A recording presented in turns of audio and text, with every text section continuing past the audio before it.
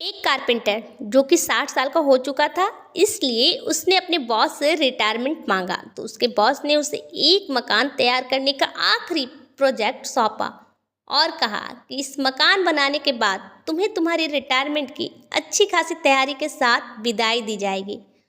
Carpenter ने जैसे तैसे बिना मन के 2.5 महीने में उस मकान को पूरा कर दिया।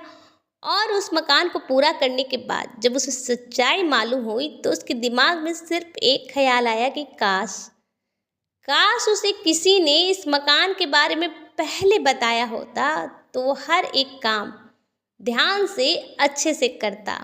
काश। हेलो दोस्तों, आज ये स्टोरी उनके लिए है जो अपने काम पर अपना बेस्ट नहीं दे रहे हैं। वो भविष्य में दूसरों को देख के यही बोलने वाले हैं, काश काश। आज ये कहानी सुनने के बाद ये काश शब्द आप अपने फ्यूचर से निकाल फेंकोगे। तो आपका कीमती समय न लेते हुए मैं ये कहानी शुरू करती हूँ। एक बार एक कारपेंटर था जिसकी उम्र थी 60 साल। 40 साल उसके हो गए थे नौकरी करते हुए। वो एक दिन अपने बॉस के पास जाता है कि बॉस, अब मैं रिटायरमेंट लेना चाहता हूँ। 40 साल मैंने काम किया है, अब मैं अपने बच्चों के साथ समय बिताना चाहता हूँ। अब बॉस ने सोचा कि जाते जाते थोड़ा और काम निकलवा लिया जाए तो अच्छा है। उसका बॉस उस कारपेंटर से कहता है कि देखो, ठीक है, रिटायर होना है, कोई प्रॉब्लम नहीं है, तो अच्छे से रिटायरमेंट ले, लेकिन एक प्रोजेक्ट आया है, एक आखिरी प्रोजेक्ट है, 2.5 महीने का प्रोजेक्ट है। उसके बाद तुझे अच्छी सी विदाई की पार्टी देंगे, अच्छे से गिफ्ट देकर अच्छे से तेरे रिटायरमेंट का उत्सव मनाएंगे। और अगर आप भी उस कारपेंटर की जगह होते तो क्या होता? हाँ बोल देते ना? तो बस उसने भी हाँ बोल दी और अगले दिन से काम पर आ गया। लेकिन अब फर्क आ गया था। उसने सोचा था कि घर बैठना है, लेकिन ज़बरदस्ती काम पर आना पड़ रहा है। आज से पहले वो पूरे मन से घर बनाता था, लेकिन अब आधा अधूरा मन काम पे लग रहा था। जिस कारपेंटर ने अपने पूरे करियर में अच्छे से अच्छे घर बनाए, वो अपने करियर का आखिरी घर को पूरे दिल से नहीं बना पा रहा था। बस काम चालू घर बना रहा था और किसी तरीके से 2.5 महीने लगाकर आधे अधूरे मन से काम चालू घर तैयार कर दिया। अब 2.5 महीने खत्म हो चुके थे, घर रेडी है और बॉस आता है। बॉस अभी घर की तरफ चल ही रहा होता है। घर से कुछ कदम दूर होता है तो बॉस वहाँ रुकता है और कारपेंटर का हाथ पकड़ता है। उसके हाथ में घर की चाबी रखता है और कहता है, यह जो तूने घर बनाया है, यह घर मेरी तरफ से तुझे तोहफा है, तेरी 40 साल के काम का। ये तेरा अपना घर है जो तू बना रहा था। सोचो क्या बीत रही होगी उस समय उस कारपेंटर के, क्या चल रहा होगा उस कारपेंटर के दिमाग में।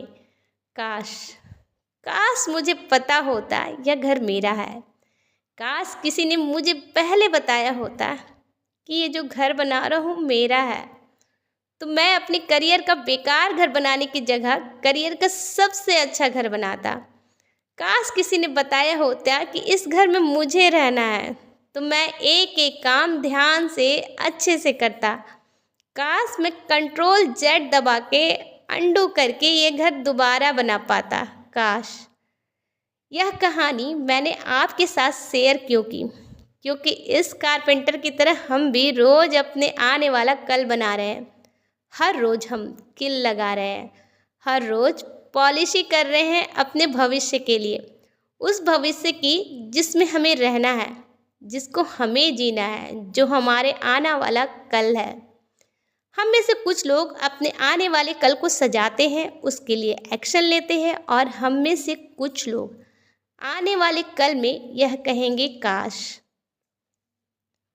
अगर आप भी अपनी जॉब पर 100% परफॉर्म कर रहे हो, अपना बेस्ट दे रहे हो, तो आने वाले समय में आपके पास एक अच्छी स्थिति और अच्छी पगार होगी। और अगर अपना बेस्ट नहीं दे रहे हो, अच्छा परफॉर्म नहीं कर रहे हो, तो आपके पास बचेगा काश।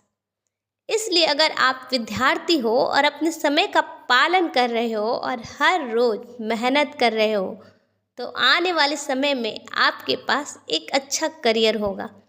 और अगर कार्य नहीं कर रहे हो दूसरों को देख के आप भी बोलोगे काश।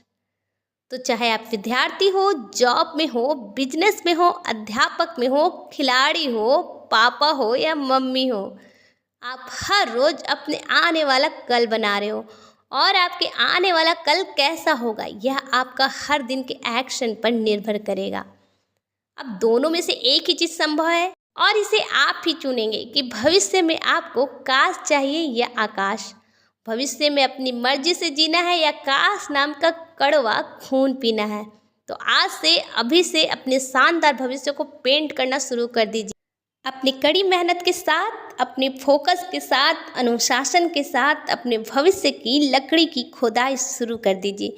तो ऐसे कदम बढ़ाते चलिए, ऐसे भविष्य सजाते चलिए। All the best.